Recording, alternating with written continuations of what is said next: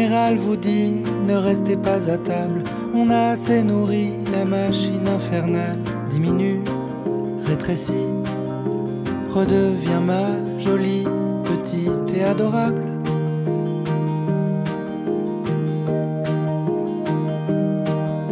La générale vous prie d'épiler ce pelage, raser le poil impie, plumer le chat sauvage, car nul amant n'endure qu'un écran de fourrure ruine le paysage.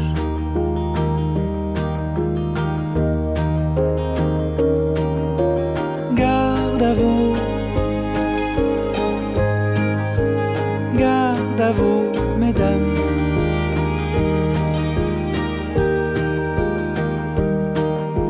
La générale vous somme de vous mettre en ménage, vous unir à un homme et vous remettre en cage. La solitude est louche, la solitude est lâche. Qu'est-ce que tu caches?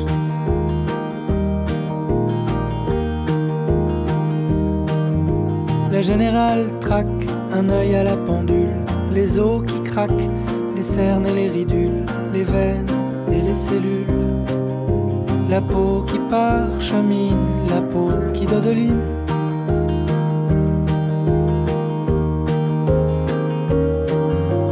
Garde à vous, garde à vous, mesdames.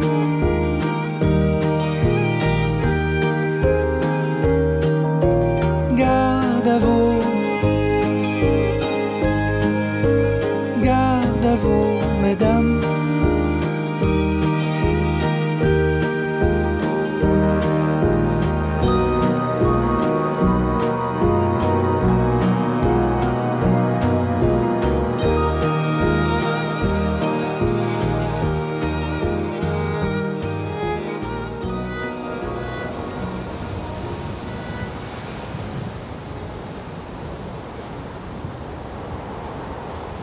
J'ai pas compris, moi qui suis assez sportive, en 6 mois de temps, j'ai dû prendre 8 kilos. Donc être gênée dans ses vêtements, se sentir gonflée, voilà. Moi, j'ai commencé à ne plus me regarder. C'est-à-dire que j'ai banni le miroir. Plus dans la salle de bain, je passais en regardant le sol. J'allais avec la serviette me doucher. Pas du tout assumer effectivement la transformation du corps. J'ai trouvé ça violent. Mais c'est d'un corps que j'ai toujours contrôlé, c'est ça, hein, d'un corps que j'ai toujours maîtrisé. Et moi, ce que je crains, c'est en même temps demain, c'est est-ce que je serai comme ma grand-mère en blouse? Voilà. Est-ce que je serai comme elle, avec le même physique? Et pour moi, il était hors de question de vieillir, oui, grossir, non.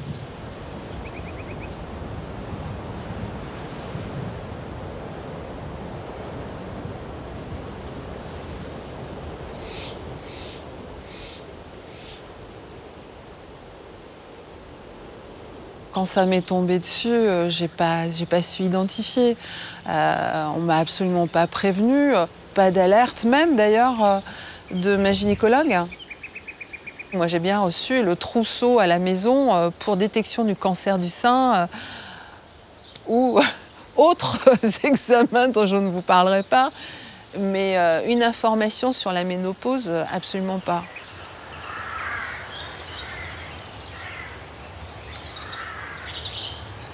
Pour moi, c'était plutôt les premières bouffées de chaleur, sueur froide, surtout la nuit, qui vous détrempent un drap comme pas possible.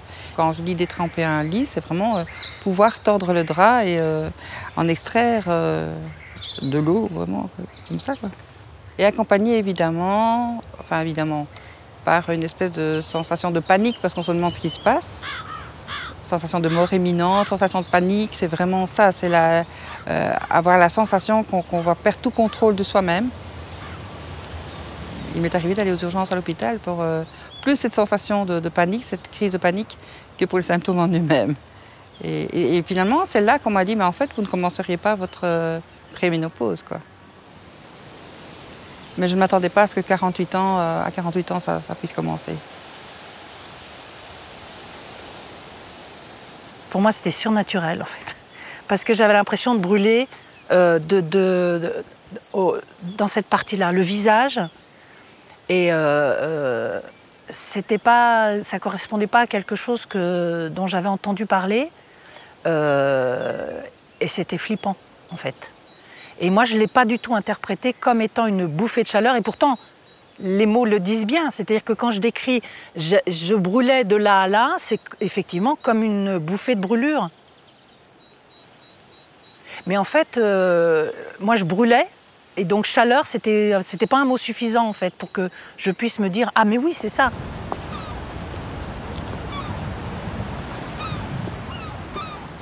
Le constat, c'était plus la peine de vivre.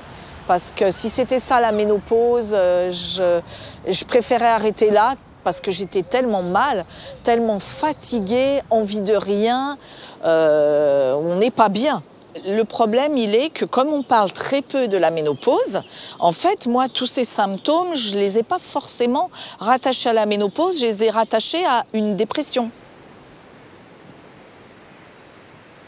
Je crois qu'est venue très vite, en même temps que la découverte, la colère. J'avais l'impression de tomber dans un truc que j'aurais dû savoir, qu'on aurait dû me dire et qu'on ne m'avait pas dit. Et pourtant, intellectuellement, je savais ce que c'était.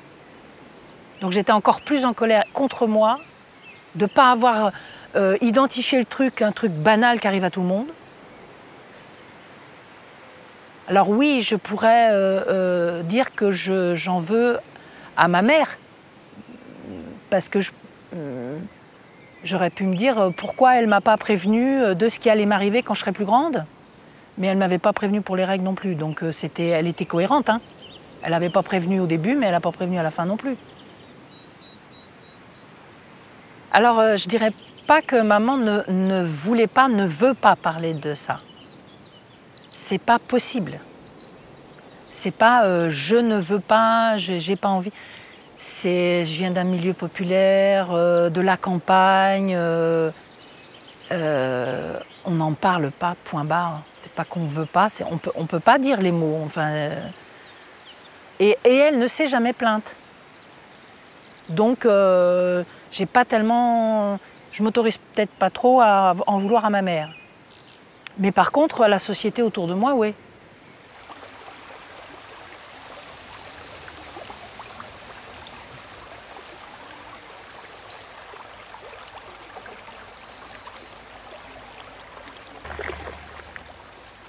On parle énormément de la femme à l'heure actuelle, de la grossesse, enfin, de sa transformation, de sa place dans la société. Il n'y a pas tellement longtemps qu'on parle de la femme préménopausée ou ménopausée, hein, ça c'est clair.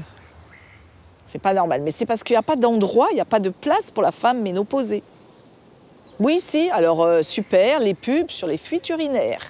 Voilà, c'est bon, j'attends. Mais voilà, c'est ça, quoi. C'est sympathique, hein. Mais c'est vrai que c'est pas valorisant, quoi. J'avais vu un événement qui se déroulait sur un job dating pour les seniors. Donc, les quinquas sont concernés. Hein. Et sur l'affiche que j'ai vue, représentant la manifestation, il y avait un homme, poivre et sel. Et à côté, une femme, au moins 30 ans. Hein. Pas moins, mais pas plus non plus. Qu'est-ce que ça renvoie, ça ? Un homme quinquas, la maturité, hein, du charme, poivre et sel, Georges Clooney, quoi. Une femme, on n'aurait pas pu afficher une femme, avec des rides, avec le temps, des traces du temps sur son visage, sur une affiche. C'est rédhibitoire. Voilà, on en est encore là, quoi. On est 11 millions. J'avais fait le calcul, donc 40%, je ne sais pas combien, mais c'est énorme, c'est énorme. Non, ça n'intéresse pas. Donc 11 millions de femmes ménopausées qui n'existent pas.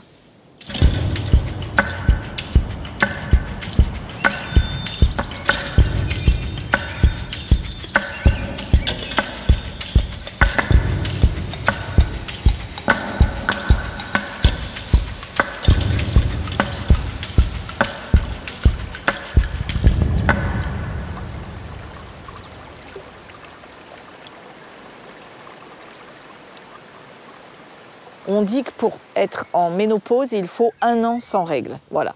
Donc il y a toute une période où vous pouvez les avoir 1 mois, puis pas pendant 2 mois, puis 3 mois de suite, et puis elles sont beaucoup plus abondantes. Elles sont abondantes à tel point que ça déborde, quoi. Hémorragique, c'est hémorragique. Voilà, c'est très compliqué. Je me rappelle une réunion où il y a une fille qui m'a dit « Fabienne, oui, ça m'est arrivé. Oui. Et j'avais un jean et tout, j'avais pas... Enfin bon, ouais, ça arrive. Hein, ouais. Mais ça fait partie des symptômes hein, qui ne sont pas dits. Hein. On n'explique pas. Hein. Pour moi, le premier avantage, c'est d'être débarrassé des règles. C'est sûr. Heureusement qu'il n'y a pas les deux en même temps. Les règles et les bouffées de chaleur. Heureusement. Ouf, la nature a quand même pas non plus complètement déconné. On regarde ces serviettes, ces tampons, ces machins, moi je les ai gardés longtemps. J'avais un sac, j'avais toute une ribambelle, les derniers cris, tout ce qui sortait dans les magasins, j'achetais. Donc je sais que j'ai eu du mal à donner ça à la fille d'une copine, quoi. Je me suis dit, c'est fini.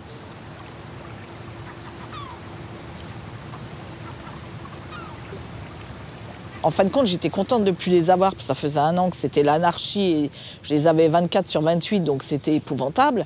Mais ça manque. Il y a une nostalgie.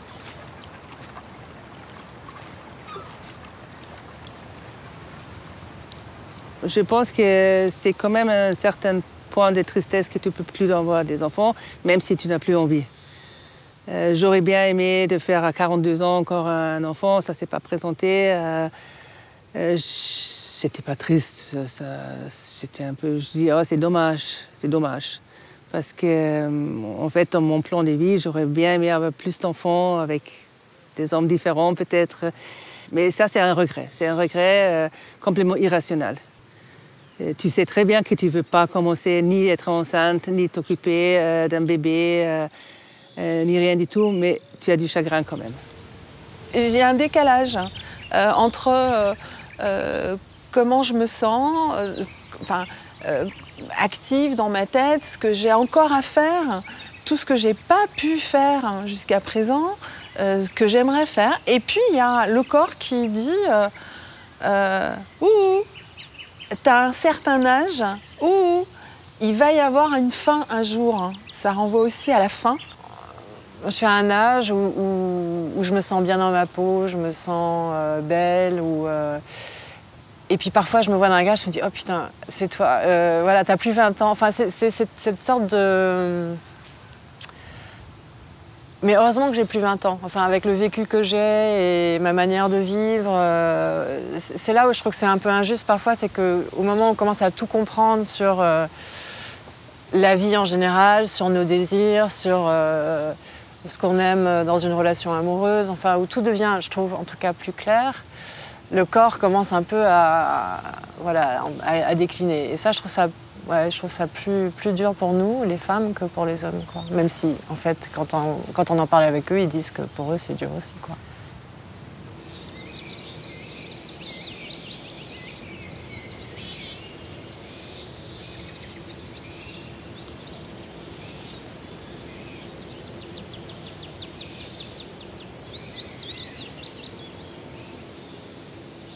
La ménopause, personne n'est au courant, si ce n'est mes enfants et une amie très proche. La ménopause, on pourrait dire que ce n'est pas un diagnostic fatal. On ne vous annonce pas que vous avez un cancer, mais quoi qu'est-ce. Mais pour moi, c'était fatal.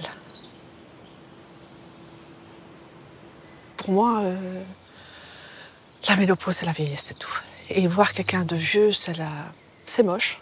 C'est la pire des choses. Moi qui tiens beaucoup à l'apparence extérieure, à l'esthétique, je prends énormément soin de moi, etc. Voir les rides apparaître, c'est la pire des catastrophes. Je n'ai jamais accepté ce diagnostic, mais tout en sachant évidemment que c'est la vérité. Pour moi, c'était la fin, quoi. Je trouvais que c'était injuste à mon âge, enfin à mon âge. J'occultais également mon âge. Je savais que j'approchais à petits pas la cinquantaine. Mais je me dis, la ménopause à mon âge, non, c'est pas possible, il doit y avoir une erreur. C'est une erreur dans la nature. Et puis j'ai commencé à m'enfermer petit à petit. Donc, coupant tout contact progressif avec mes enfants. Je suis plus joyeuse, j'ai perdu le goût de vivre, j'ai pensé au suicide aussi.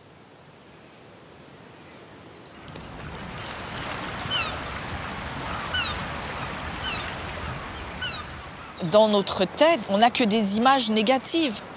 Parce que la société nous renvoie ça. Voilà. Bah, grosse, vieille et moche. C'est pas glamour, hein.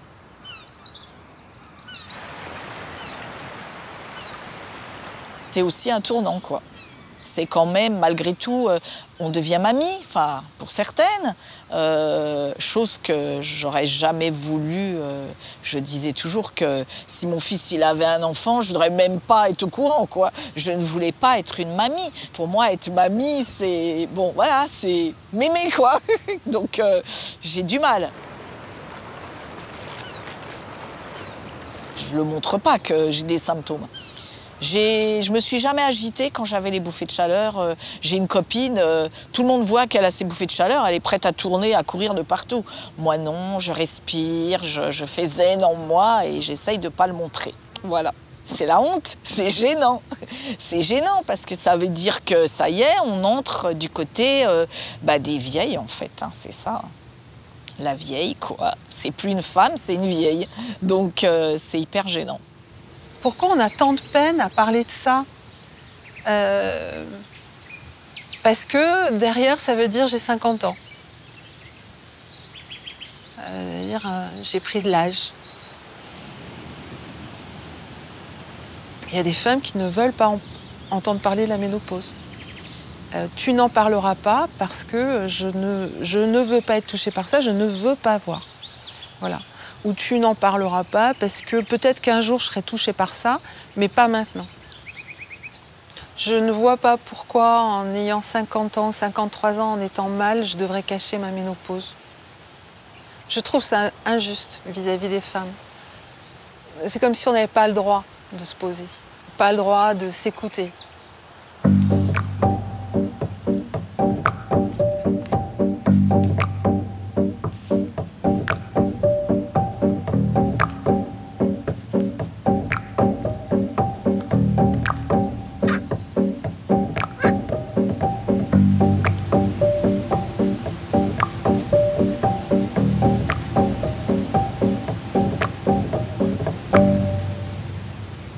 J'ai une amie qui disait tout le temps j'ai les ovaires dans le chignon.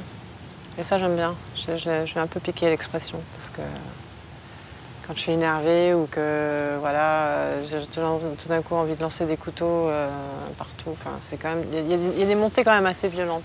Ça serait beaucoup plus facile pour notre entourage et pour nous-mêmes si tout d'un coup on avait les cheveux qui devenaient rouges ou si on avait un signal extérieur qui disait attention, il y a un chamboulement hormonal, j'ai envie tout d'un coup de casser toutes les assiettes et de péter un câble et je ne comprends même pas pourquoi moi-même en fait. Donc s'il y avait un signe, si tout d'un coup j'avais le visage tout bleu, je me disais ah bah oui c'est hormonal et ça serait beaucoup plus cool pour nos mecs, pour nos enfants, enfin voilà, il y a... Pour mes deux filles, c'était indispensable que je leur dise ce qui m'arrive, pour qu'elles comprennent pourquoi j'arrêtais de parler, pourquoi je me sentais pas bien.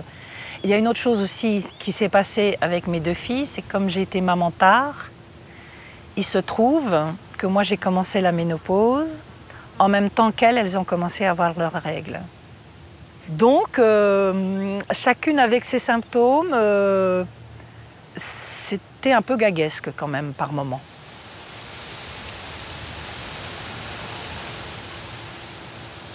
Après, la ménopause, elle a bon dos aussi. Hein. Mais je trouve que c'est assez...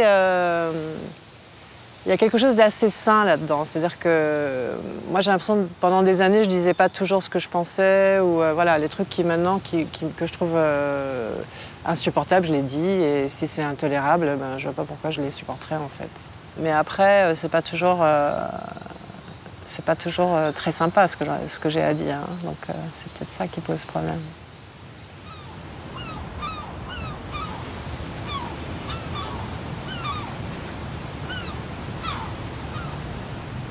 C'est quand même la ménopause qui a fait que j'ai débloqué dans ma tête. J'ai eu envie de partir de chez moi.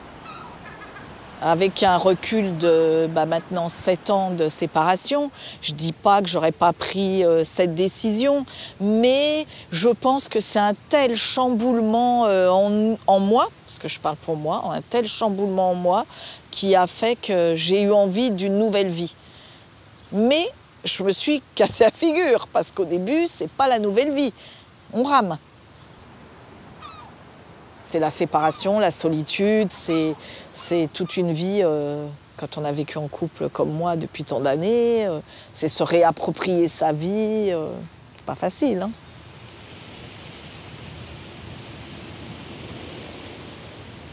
La ménopause est arrivée du coup avec lui. C'est arrivé avec lui, voilà. Donc, et on était ensemble depuis quelques mois et ça s'est imposé dans le couple. Alors évidemment, quand on se rencontre, les premiers mois, c'est plutôt bip bip, quoi. Et puis la ménopause arrive et puis ça fait moins bip bip parce que effectivement, les bouffées de chaleur, les suées, ben non, j'ai moins envie que tu me touches, je sais pas, voilà. Dès que mon compagnon s'approchait de moi ou dès que je voulais lui tenir la main, tout contact avec source chaude enclenche la bouffée de chaleur. On n'est pas dans le alors ce soir non, pas vraiment, non. C'est ce soir je vais dormir dans le frigo si tu veux bien, ou alors je vais passer du temps sur le balcon en attendant que ça passe. Voilà. Donc c'est compliqué, enfin ça peut être compliqué pour le couple. À l'époque, moi j'avais un compagnon très compréhensif et très à l'écoute et qui n'avait aucun problème avec ça. Et il en riait. Il dit bon, on va changer le drap, tiens. Peut-être que ça aurait pu créer des problèmes si j'avais eu affaire à quelqu'un d'autre. Avec lui, ça n'a pas posé de problème, on en a rigolé quelques fois, puis voilà, ça s'est bien passé. Mais il faut aussi de l'humour pour ça.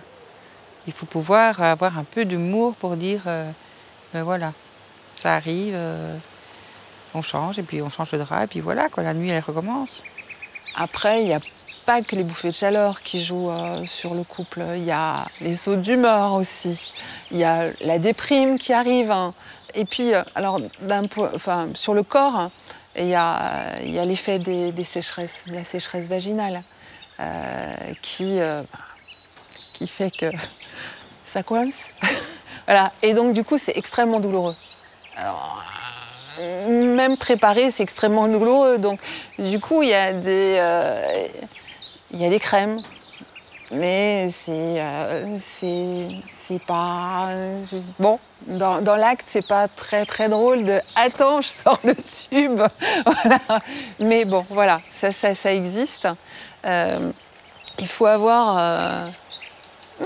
ça permet de mesurer aussi la solidité de son couple.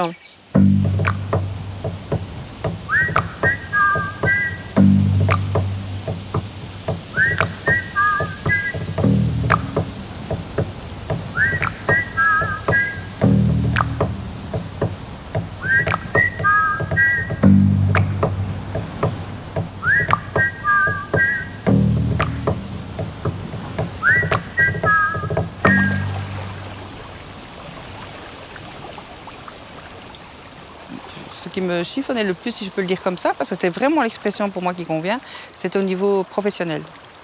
C'était très inconfortable quand les crises, entre guillemets, passagères, parce que ce n'est pas tous les jours non plus, arrivaient. Là, c'est hyper inconfortable de travailler dans cet état-là et de fournir, voilà, d'être efficace, d'être compétente, d'être présentable aussi, parce qu'il y a ça aussi. Oui, c'était plutôt ce domaine-là qui m'a posé pas mal de problèmes. Quand j'étais en période comme ça de crise, entre guillemets, j'allais travailler bien sûr, mais avec des migraines épouvantables. Et il m'est arrivé, quand c'était vraiment trop intense, de prendre une journée de congé. J'ai une copine qui est juge et qui, elle, avait vraiment des symptômes de suée, de sueur et de visage qui dégouline. Et elle disait que pour elle, c'était vraiment un problème. Le métier qu'elle exerce est un métier d'autorité, c'est un métier d'assurance et les gouttes de sueur qui perlent sur le visage, ça change cette image-là. Ça enlève de l'autorité et de l'assurance. Et oui, ce symptôme de la ménopause, c'est vraiment, là, c'est un signifiant d'affaiblissement. C'est pas glorieux. Et en tant qu'infirmière, ça m'arrivait de devoir le faire, d'aller au vestiaire, de changer. Et ça, voilà, c'est le genre d'exemple qui peut ne pas être super bien perçu par les collègues ou un employeur. Dire qu'est-ce qui s'est passé? Vous avez quitté votre poste pendant 5-10 minutes. Pourquoi? Qu'est-ce comment? Devoir justifier, écoutez, j'ai eu mes bouffées de chaleur parce que je suis préménopausée. Voilà, c'est... Quand on est un peu pudique quelque part sur soi-même, on aime bien vivre ces petits inconforts tout seul. On n'a pas envie de les partager nécessairement avec un kidam, donc voilà.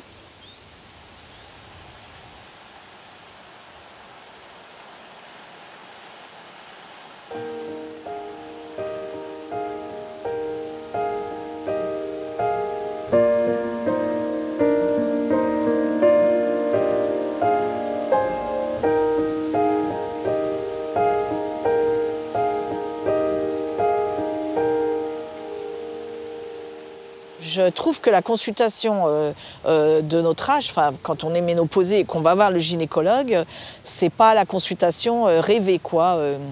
On n'a pas de discussion, mais peut-être j'ai pas eu de chance aussi, j'ai peut-être pas vu les bons gynécologues. Quels sont vos symptômes? Qu'est-ce que je pourrais faire? J'ai jamais eu ça.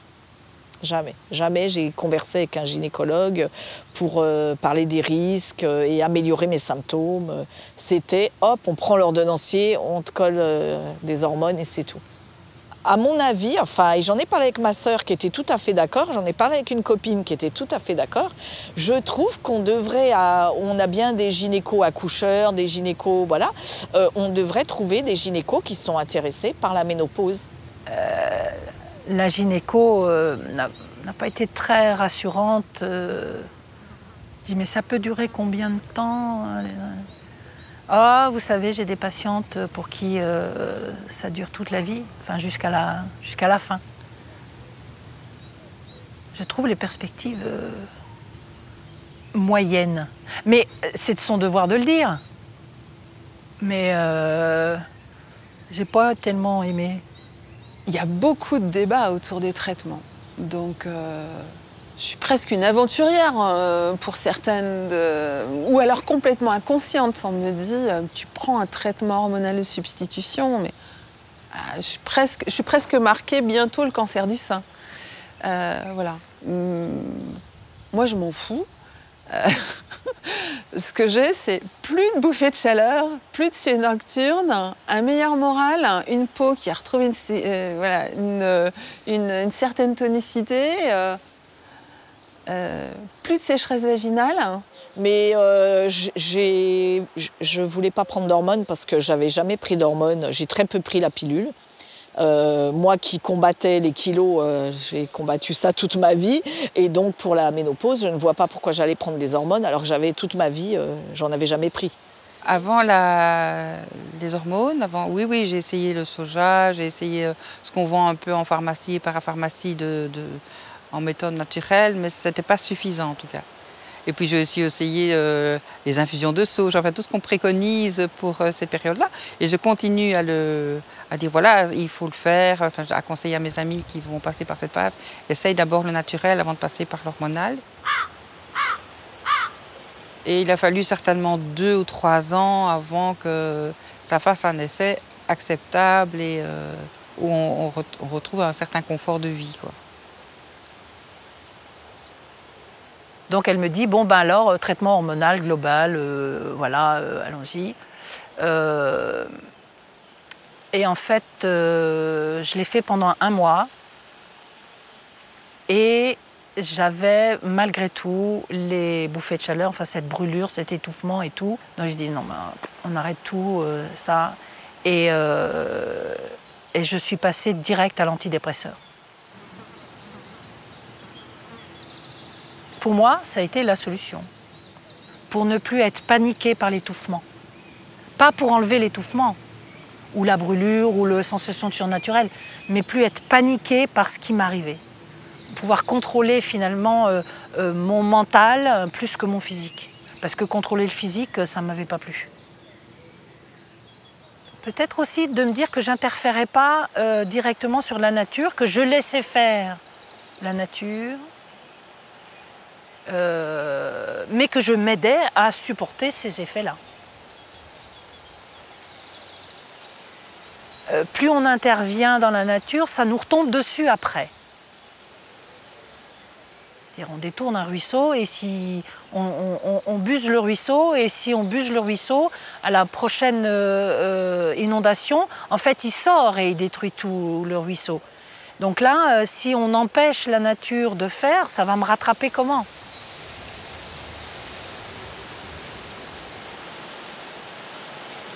Après, ce que je crains juste par rapport à ce traitement, c'est de me dire, il n'est que ponctuel. Ça fait peut-être 1 an et demi que je l'ai. Il va s'arrêter. Quand il va s'arrêter, qu'est-ce qui va se passer? Est-ce que de nouveau les bouffées vont arriver? Ou est-ce que mon corps aura suffisamment vieilli pour que je sois passée au-delà de ça? Mais en attendant, je respire.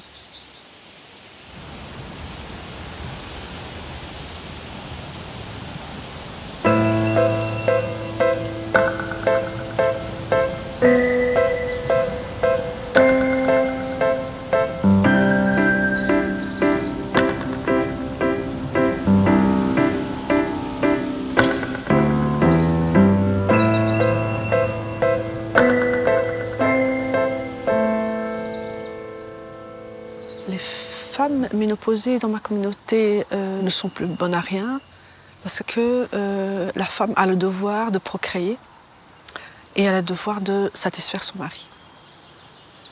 Et ma mère m'a toujours... j'ai toujours entendu ce genre de conversation et puis entre elles les femmes, une femme de 50 ans, qu'est-ce qu'elle a à donner ses seins tombent, elle est plus fertile, elle a plus de règles, elle a plus de charme, elle a des poils qui passent pour... des poils qui poussent partout, en l'occurrence la barbe et la moustache. J'entendais dire à ses copines, tu te rends compte, mais ça ne m'étonne pas que son mari a divorcé, rester avec une vieille peau pareille, à quoi ça sert? Et puis, au sein même de ma famille, les proches de ma mère perpétuaient ce genre de langage.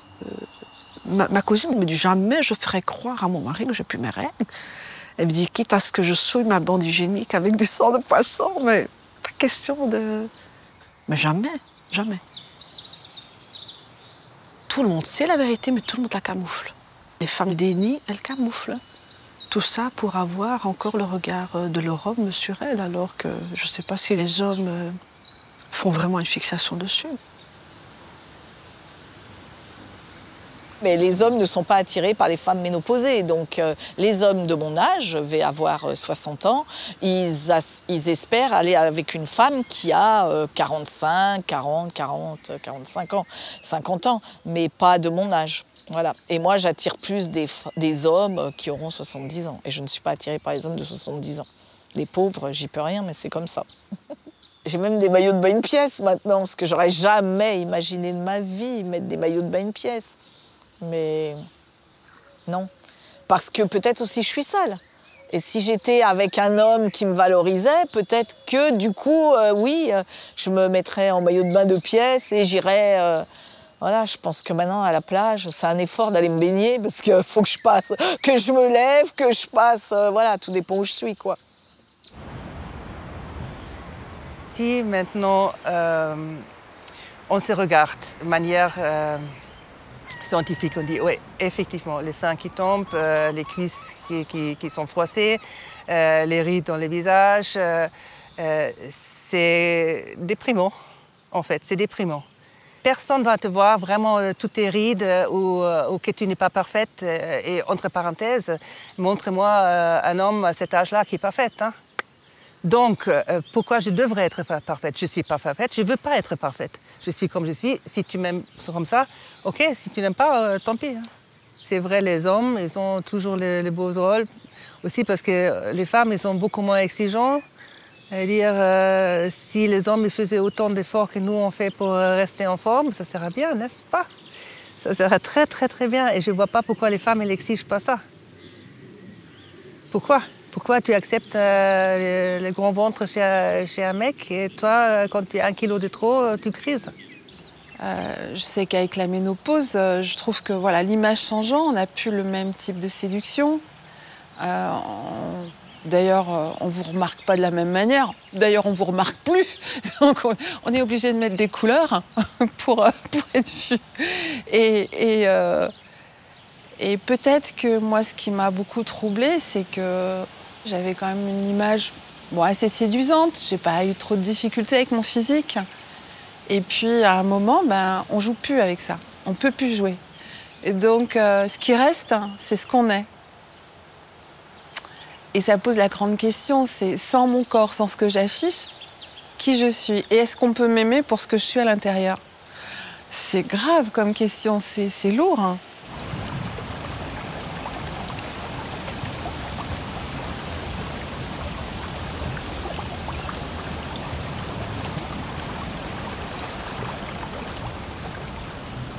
En fait, c'est encore dans le regard de la domination masculine. C'est pas comme ça qu'il faut regarder le truc, les filles. C'est tout ce truc de... On met les femmes dans des cases, elle est baisable, elle est ménopausée, elle est machin. Mais à nous de changer le truc, c'est-à-dire d'inverser, quoi. On peut le changer, ça. Nous, on veut quoi? Les femmes sont souvent plus dans... Qu'est-ce qu'on va penser de moi? Est-ce que je suis encore désirable? Est-ce que je suis encore un objet sexuel, entre guillemets?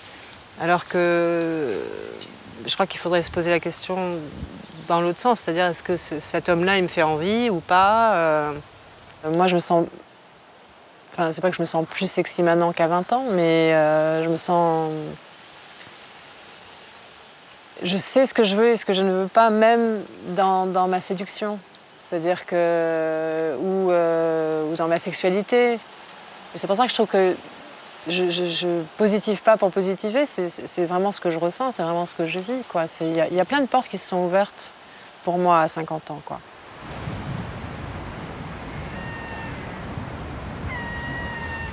On peut être désirable à la ménopause.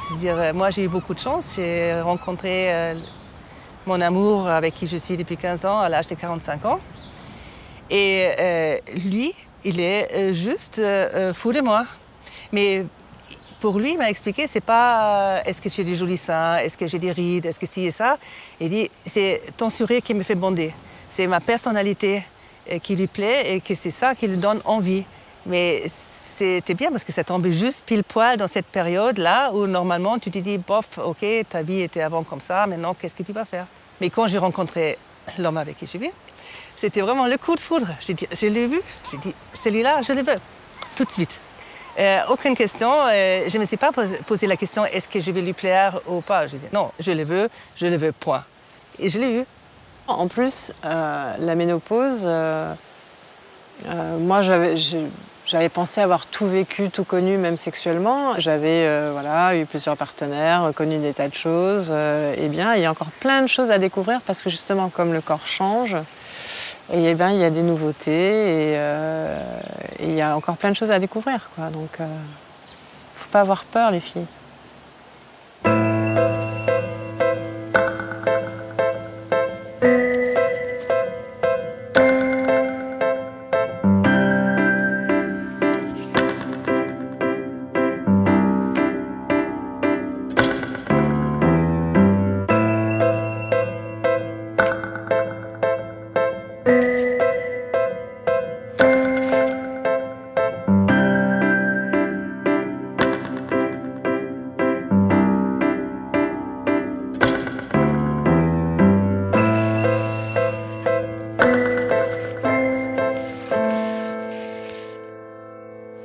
Je ne veux pas dire que la ménopause est quelque chose de terrible, je veux dire que la ménopause est une phase de changement. Donc, comme toute phase de changement, il y a des femmes qui peuvent vivre ça très facilement et d'autres beaucoup plus difficilement. Je dis que pour toutes les femmes qui le vivent facilement, dites-le et on s'éclate et c'est génial. Mais à ces femmes qui le vivent très bien, faites attention à celles qui le vivent moins bien parce qu'il faut prendre soin de ces femmes qui le vivent moins bien. Je me rappellerai toujours, nous étions en plein repas. Ma belle-sœur a une petite bouffée de chaleur, elle dit « devant toute la famille, j'en ai marre ces bouffées de chaleur du 50, c'est quand même pas évident. Le retour d'âge, maman, est-ce que chez toi c'était aussi comme ça? Et puis je me dis en moi-même, comment elle peut parler d'une manière aussi vulgaire? Mais en fait, c'est tout à fait naturel, elle a raison. Et puis tout le monde a commencé à rigoler, son mari l'a pris dans les bras et il lui a dit, mais non, ma chérie, on va t'aider. Une petite bouffée de chaleur passagère et ça va passer. Donc moi, j'ai cru que c'était dans toute ma communauté, mais en fait, non, ce déni, je pense que c'est spécialement au sein de ma famille. Mais à côté de ça, il y a des femmes qui vivent très bien. Alors, moi, j'en ai parlé avec mes enfants pour casser ce tabou. Alors, pour que mon fils, dans sa vie future, qu'il sache un peu l'impact que ça a et le soutien qu'il peut apporter à sa compagne, et ma fille, pareil. Pour qu'elle, dans sa vie future, en tant que femme ménopausée, qu'elle puisse dédramatiser et passer ce cas de manière beaucoup plus sereine. Moi, ce qui m'a manqué, c'est quelqu'un qui me dise ben si, t'es triste, je comprends. Et c'est pas facile. Donc, on va t'aider. Alors, on se tourne vers d'autres choses. Moi, je suis rentrée dans des groupes fermés sur Facebook. Et alors là, je me suis reconnue. Je me suis reconnue dans la parole. Savoir qu'on n'est pas seul, c'est drôlement, drôlement important.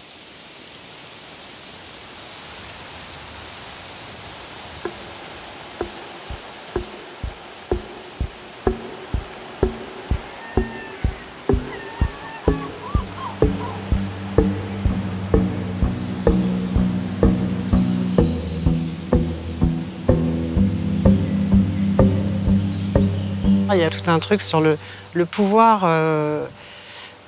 J'avais lu un article qui était que les femmes, on les mettait de côté à 50 ans, effectivement, dans les entreprises, et parce que c'est un moment de notre vie où on n'enfante plus, où on peut se consacrer entièrement à notre travail et à être totalement en épanouissement. Et j'aime bien le mot en anglais « to bloom », d'être comme une fleur, quoi, tout d'un coup. Alors, c'est un côté un peu nunuche, mais... Non, mais c'est vrai, mais d'être complètement... Moi, je me sens comme ça. Je sens que j'ai plus de frein. Donc, ça fait peur. Ça les arrange bien, les hommes, de nous cantonner, parce que c'est de la place qu'on prend pas, là où ils sont à l'aise. On les dérange pas.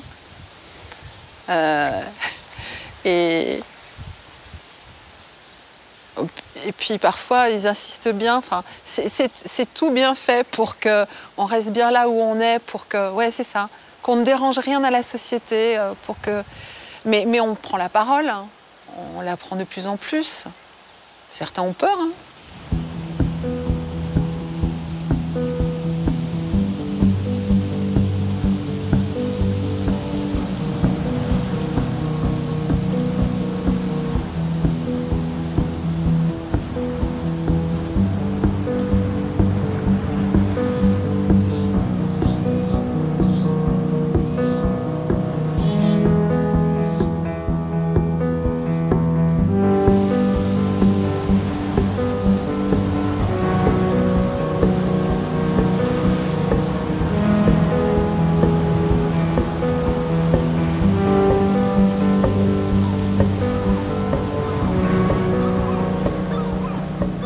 Je pense que les règles, on a gagné le combat certainement. Je pense que la grossesse peut-être même présentée de manière trop positive. Maintenant, on voit toutes les photos des femmes enceintes, le ventre ici, le tout grand ventre, qu'est-ce que c'est beau, qu'est-ce que c'est sympa. Peut-être un peu trop. Et la ménopause, c'est certainement encore beaucoup de choses à faire. Moi, j'étais en colère, j'y suis toujours. Sentiment d'injustice et de dire parlons-en parce que c'est un problème de femme, c'est qu'un problème de femme. Non, c'est pas qu'un problème de femme, c'est un problème de société, c'est un problème d'humain. Donc comment on peut faire changer ça? Eh ben, en l'ouvrant grand et fort et en disant j'ai 53 ans, so what?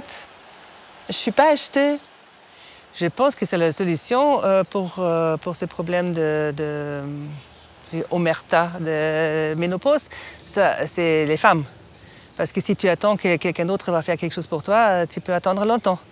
Donc, si tu veux que ça change, il faut faire le premier pas. Il faut déjà que toi, tu en parles. Si chaque femme qui a la ménopause parle ouvertement avec tous les autres, c'est vite résolu le problème. Donc, soyons porte-parole de notre génération et de cette période-là particulière, en disant « Ok, il y a un moment où c'est pas simple, qui est l'entrée dans. Parce qu'il y a un changement, c'est une phase de transition, il va y avoir un deuil à faire. Mais derrière, il peut en ressortir des choses qui sont essentielles pour soi, magnifiques, géniales, et il est temps. Et il est temps de le faire, il est temps de pouvoir se bouger pour des projets à soi.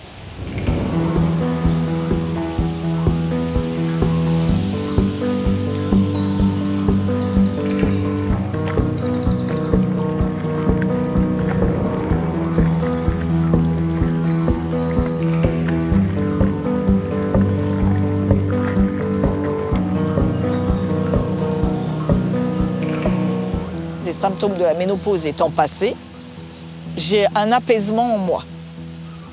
J'ai accepté d'être mamie dans ma tête. J'ai accepté, bien sûr, à mes petits-enfants, je les adore. Et d'ailleurs, c'est venu naturellement. J'ai tout de suite accepté mon rôle de mamie avec joie et tout. Maintenant, j'ai repris ma vie en main. J'essaye de... Voilà, je me sens bien, je peux le dire.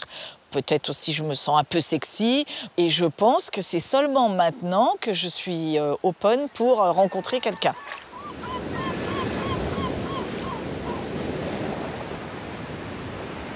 Être grand-mère, c'est encore mieux. Moi, j'adore être grand-mère. Et en plus, ménopausée et grand-mère, c'est aussi sympa parce que moi, je me regarde dans le miroir, je dis « Ah, mais pour une grand-mère, tu n'es pas si mal que ça, hein !» Il ne faut pas te comparer avec une femme qui a 35 ans, qui est vraiment splendide, etc. Non, mais dans ton truc, dans ta tranche d'âge, tu as beaucoup de plaisir dans la vie. Il y a des petites joies partout. Et il faut juste avoir le don de les apprécier et pas toujours chercher des choses négatives. Et une femme ménopausée, elle a encore une vie, hein. Moi, maintenant, ce que je ne me disais pas avant, c'est que j'ai une vie maintenant qui va arriver. J'attends ma nouvelle vie, en fait, voilà. Il n'y a pas si longtemps, arrivé à 55, 55 ans, les femmes, mais les hommes aussi, hein, enfin, ils étaient sur leur fin de vie, enfin, ils étaient vraiment vieillissants. Et donc, c'était les symptômes de « c'est pas loin ». Alors que maintenant, effectivement, on a gagné 30 ans de vie derrière, donc c'est pas du tout la fin de quelque chose, mais le commencement d'un âge où il y a encore des choses à faire. Et on a gardé une sorte de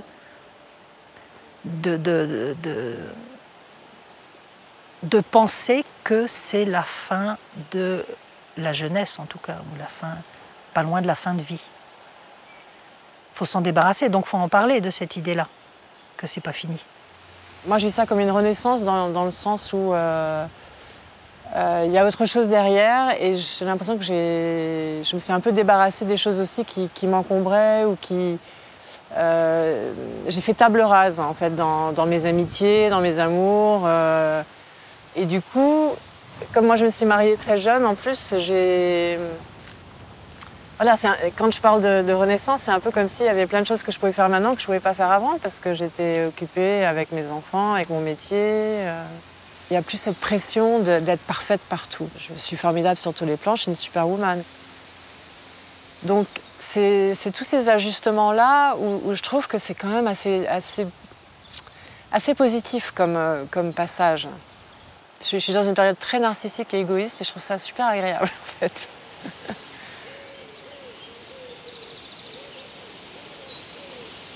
On peut avoir vraiment une sensation de libération.